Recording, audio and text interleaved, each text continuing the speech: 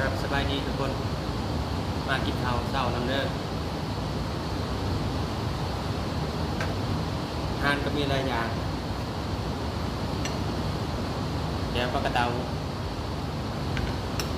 สิ่งที่ขาดไม่ได้ก็คือหน่อไม้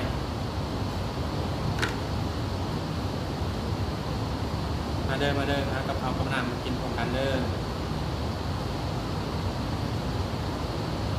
หน่อไม้คุยปลากระเตาผมนุ่งแกงปลากระเตามันจะบุเป็นตอนในปลากระเตามันจะมุนคือกับปลาแดกนะก็มันมีคือเดียวเลยกับปลาแดกตอนอันนี้ปลากระเตาเราตั้มมัน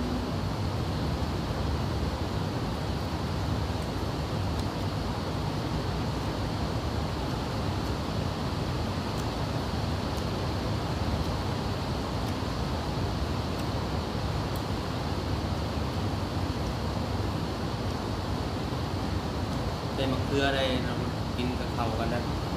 เอาใหม่นี่ก็โอ้เขากันครับ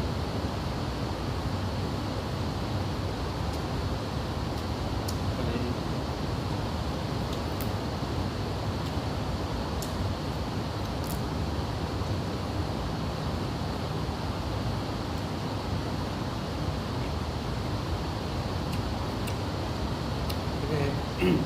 ประเทศเอ็ดกันได้เป็นฟรีกิน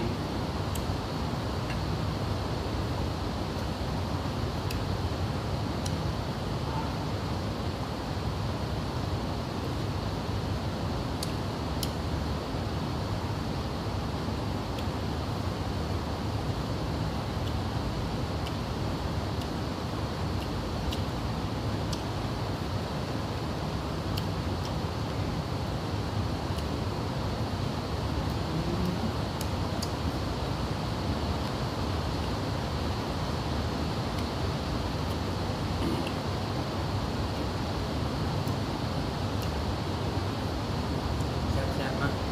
ทานกับข้าวกับน้ำมากินน้ำเลือดกินน้ำเดียว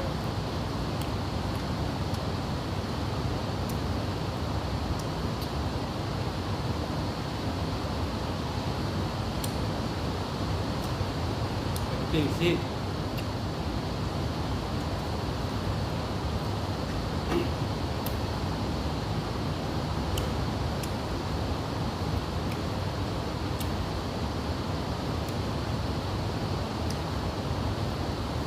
คนกันเป็นคอยลงคลิปกินหน่อไม้ตลอดเข้ามาถามตลอด